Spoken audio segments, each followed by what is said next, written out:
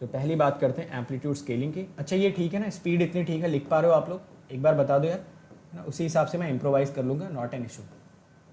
तो अगर नोट्स बना रहे हैं तो जाहिर सी बात है फिर शर्त आपकी होनी चाहिए, स्पीड आपके हिसाब से डिसाइड होनी चाहिए, इस बात से मैं बिल्कुल अग्री करता हूँ।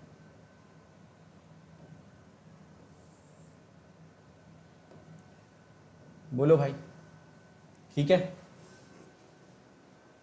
ठीक है, बढ़िया चल रहा है। चलो आओ देखते हैं एम्पलीट्यूड स्केलिंग क्या होता है, ज़रा ध्यान से समझने की कोशिश करना। तो अगले 5 से 10 मिनट ना बस मेरी बात ध्यान से सुनना, उसके बाद सब कुछ आप अपने आप समझ जाओगे।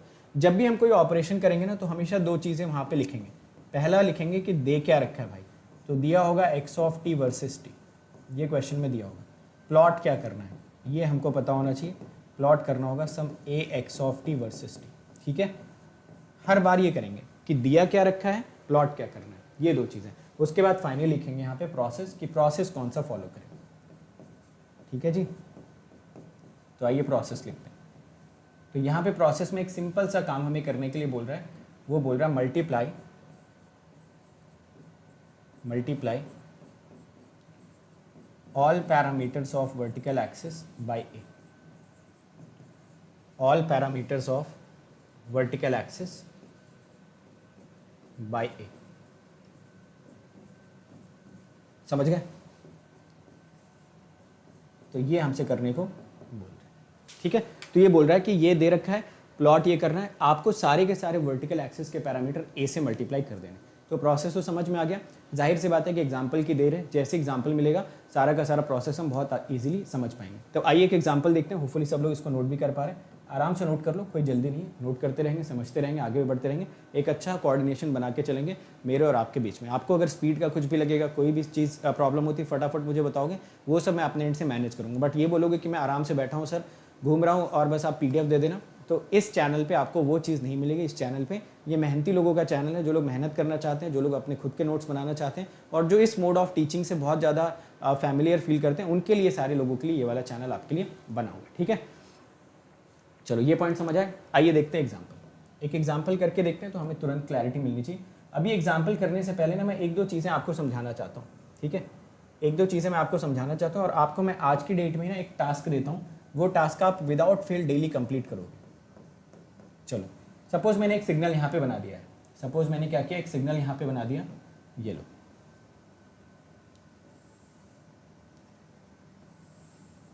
ठीक है। सपोज मैंने ऐसा सिग्नल बना दिया, मेरी बात यार ध्यान से सुनते रहना। ये हो गया -2 से 2 और यहाँ पे मैंने लिख दिया t, ठीक है। अब जब मैंने ये सिग्नल बनाया x of t versus t का, ये सिग्नल, ये ग्राफ सबको दिख रहा है। अब इस ग्राफ को आप देख के बताइए, आपको क्या लगता है कि इस ग्राफ में कोई गलती, अभी मैं स्केलिंग पे नहीं आ रहा हूँ, जस्ट मैं आपका एक आइडिया लेना चाहता हूँ या एक थॉट लेना चाहता हूँ।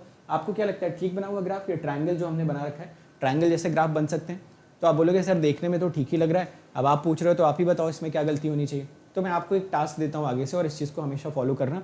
जब भी आप कोई ग्राफ बनाओगे तो उस ग्राफ की -∞ से लेके +∞ तक की पूरी जानकारी आपको होनी चाहिए। यानी आगे से अगर ग्राफ में इतना बना के छोड़ देता हूँ तो आप मुझे करेक्ट करोगे कि सर ये ग्राफ पूरा मुझे दिखाओ कहाँ से कहाँ तक चलता हुआ आ रहा है। -2 से पहले 0 वाली लाइन भी दिखाओ और 2 के बाद भी 0 वाली लाइन दिखाओ, फिर मुझे ग्राफ में थोड़ा सा सेटिस्फैक्शन मिलेगा कि -∞ से 2 तक का ग्राफ 0 था, फिर यहाँ पे हमने बनाया एक ट्रायंगल, यहाँ पे बना, और फिर ये ग्राफ आगे की तरफ चलता चला जाना। यानी आप सिर्फ ट्रायंगल को आगे से इतना बना के नहीं छोड़ोगे कि आपने -2 से 2 के बीच में ट्रायंगल बना दिया और काम खत्म हो गया। ग्राफ को आप हमेशा पूरा प्लॉट करोगे -∞ से लेके +∞ तक। तो ग्राफ की जो प्लॉटिंग होनी चाहिए, ग्राफ की जो ट्रैकिंग होनी चाहिए, वो हमेशा होनी चाहिए -∞ से लेके +∞ तक के हर एक पॉइंट पे। ये पॉइंट आगे से आप लोग याद रखोगे। तो मैं जानबूझ के आगे कई बार क्या करूंगा, सिर्फ इतना ऐसा ग्राफ बना के छोड़ दूंगा, ठीक है। तो आप फटाफट मुझे करेक्ट करना कि सर ये ग्राफ कंप्लीट नहीं है, ये वाला पॉइंट और ये वाला पॉइंट भी आप इसमें दिखाओ, ठीक है। तो आपको ये चीज़ ध्यान रखना होगा। तो आगे मैं 2-3-4 बार ऐसा करूंगा जानबूझ के, आप मुझे इमीडिएटली करेक्ट करोगे कि ग्राफ इनकम्प्लीट है, पहले -∞ से +∞ की पूरी ट्रैकिंग हमको निकाल के दो। समझ गए ना ये बात? तो इस पॉइंट को, छोटा सा पॉइंट है बट इसको याद रखेंगे, इससे थोड़ी सी फील हमें बेटर आएगी और हमें चीज़ों को समझने का जो एक आइडिया होगा वो भी थोड़ा सा एक बेहतर हमको मिलेगा। चलो यहाँ पे आप फटाफट आ जाते हैं इनके क्वेश्चन की जो हमारा प्रोसेस दे रखा था उस पर। ये 0 ले लेते हैं, ये 4 ले लेते हैं, ठीक है, ऐसा लिया। अब हमसे बोल रहा है कि एक नया सिग्नल प्लॉट करके मुझे दिखा दो, which is yt = 2 times of x of t। ये बोल रहा है प्लॉट करने के लिए। देखो yt = 2 times x of t अगर आपको प्लॉट करना है तो जाहिर सी बात है सबसे पहला काम आप क्या करने वाले हो, सबसे पहला काम तो आप ये एक्सिस ही बना लोगे कि चलो ये वर्टिकल हॉरिजॉन्टल एक्सिस, मैं इसको XY एक्सिस ना बोल के वर्टिकल हॉरिजॉन्टल बोल देता हूँ। आप लोग उसको थोड़ा सा एडजस्ट करना, ठीक है। चलो ये वाई टी हमने बनाया। शेप वगैरह की जहाँ तक बात है यार, शेप वगैरह तो एज इट इज ही कर लेते हैं, कॉपी पेस्ट, है ना। तो उतना देखो टेक्निकली करेक्ट बनाने की जरूरत नहीं होती। टेक्निकली करेक्ट मतलब मेजरमेंट उतना बनाने की जरूरत नहीं कि स्केल वगैरह लेके बैठ गए और नाप रहे हो यहाँ पे कि ये 4 सेंटीमीटर है तो इसको मैं 8 सेंटीमीटर बना दूँ, ऐसा करने की जरूरत नहीं। एक रफ सा डायग्राम बनाना हमारे लिए इंपॉर्टेंट होता है। जरा चेक करो, मैंने बोला कि अगर यहाँ पे मुझे Y T equal to 2xt बनाना है तो क्या वर्टिकल एक्सिस के सारे पैरामीटर 2 से मल्टीप्लाई होने चाहिए। देखो वर्टिकल एक्सिस पे क्या दिख रहा है, 0, 2 से मल्टीप्लाई करेंगे 0, ऊपर गए ऊपर गए ऊपर गया 4, 4 को 2 से मल्टीप्लाई किया 8, तो सिंपली यहाँ पे क्या लिख देते हैं 8, काम खत्म। ऑपरेशन अगर वर्टिकल एक्सिस में हो रहा है तो हॉरिजॉन्टल एक्सिस के किसी भी पैरामीटर को हम अपनी तरफ से डिस्टर्ब नहीं करने वाले हैं। तो ये -2 था, ये 2 था, ये 0 था, एज इट इज ही हमने ये पॉइंट्स लिखे। कितने लोगों को ये ऑपरेशन बहुत सिंपल तरीके से आसानी से समझ में आ गया।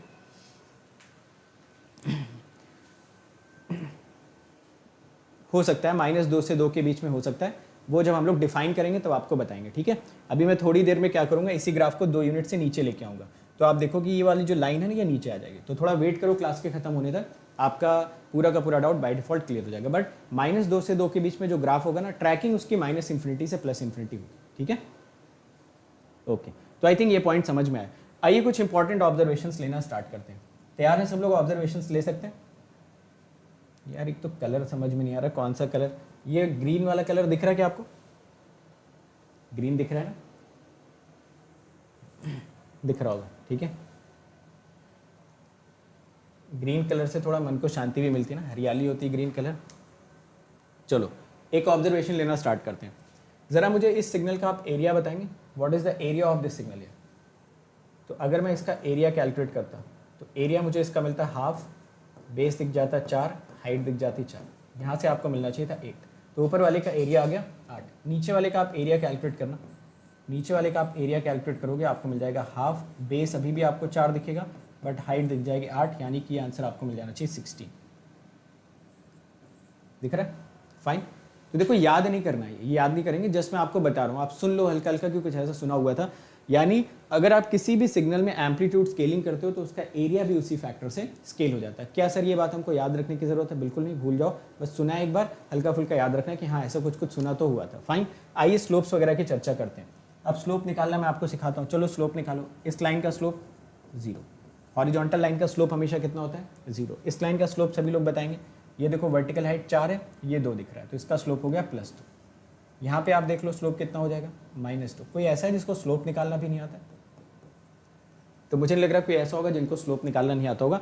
हॉरिजॉन्टल लाइंस का स्लोप हमेशा 0 होता है। ये लाइन पे आपने चेक करा, टाइम एक्सिस से हमेशा ये एक्यूट एंगल बना रही थी, तो स्लोप आपका हमेशा हो जाएगा पॉजिटिव। साथ के साथ ये हाइट 4 दिख रहा है, ये विड्थ आपको 2 दिख रही होगी। सिमिलरली यहाँ पे विड्थ 2 और ये हाइट आपको 4 दिख रही है, ठीक है। वैसे यहाँ पे अगर हम लोग स्लोप्स कैलकुलेट करते तो ये स्लोप तो आपको दिख जाता है 0। ये वाला स्लोप देखो, ये हाइट सबको कितनी दिख रही है 8 और नीचे वाली दूरी 2 है, तो ये स्लोप आपको मिला +4 का। यहाँ से अगर आप स्लोप कैलकुलेट करोगे तो again this slope is coming out to be -4 and this slope is coming out to be 0, ठीक है। तो आई होप स्लोप सबको कैलकुलेट करना आता है, एवरीवन इज कंफर्टेबल। जिसको नहीं पता स्लोप कैलकुलेट करना, सिंपल सी चीज़ देख लो यार, ये हाइट 4 दिख रही है और ये वाली जो आपको डिस्टेंस दिख रही है, ये डिस्टेंस आपको 2 दिख रही है, तो 4/2 करोगे, 2 आपको स्लोप मिल जाएगा। प्लस माइनस का अंदाजा कैसे लेते हैं, प्लस माइनस का मैंने बताया, लाइन को देख लो, अगर हॉरिजॉन्टल एक्सिस से एक्यूट एंगल बना रही है तो आप प्लस ले लेना, और अगर ऑब्ट्यूस एंगल बना रही है तो हमेशा आप उसको माइनस ले लेना, ठीक है। चलो खैर, स्लोप वगैरह में क्लैरिटी, स्लोप कैलकुलेट नहीं करना आता होगा या स्लोप अगर आपको नहीं आता है तो आप थोड़ा प्रैक्टिस करके आ जाना स्लोप्स वगैरह निकालने की, क्योंकि सिग्नल सिस्टम में स्लोप्स के अराउंड ही पूरा का पूरा सिग्नल सिस्टम चलेगा, ठीक है। चलो तो देखो, क्या इसका स्लोप भी अगर आप मेजर करते तो स्लोप भी आपका स्केलिंग फैक्टर से स्केल हो जा रहा है। स्केलिंग फैक्टर यहाँ पे है क्या, ये 2, यही तो स्केलिंग फैक्टर। तो अगर आप देखते पहले स्लोप 2 था, बाद में 4 हो गया, पहले स्लोप -2 था, बाद में -4 हो गया। यानी कि जब भी आप एम्पलीट्यूड स्केलिंग करते हो तो आपका एरिया भी सेम फैक्टर से स्केल होता है, एट द सेम टाइम जो आपका स्लोप होता है वो भी सेम फैक्टर से स्केल होता है। तो क्या ये बातें मुझे याद रखने की ज़रूरत है? नहीं, सुन लिया, भूल जाओ, कभी आगे ज़रूरत पड़ेगी तो मैं उसको रिकॉल कराऊंगा, तो आप बोलना हाँ कुछ कुछ ऐसा सुना हुआ था, याद तो आ रहा है। समझ आया सबको? फाइन। चलो, क्या 2 × 1/2? अरे मेरे भाई ये पूरा ले लो ना यार, कैसे कैसे सवाल पूछते हो तुम लोग। अब डायग्राम मैं ख़राब नहीं करना चाहता हूँ, ये पूरी लेंथ ले लो ना यार, 4 1/2 बेस इंटू हाइट, ठीक है। 2 बार करना है तो बेस फिर कम कर लो, यहाँ पे 2-2 कर लेना। It's time to experience something glorious. Unacademy Combat. Compete, crack, conquer. A challenging gate contest engineered to give you an experience like none other. where you put your knowledge to test. and battle it out with the best. To bring out the best in you, Unacademy Combat is the most competitive, gamified contest for gate till date, with the best of the questions by best educators.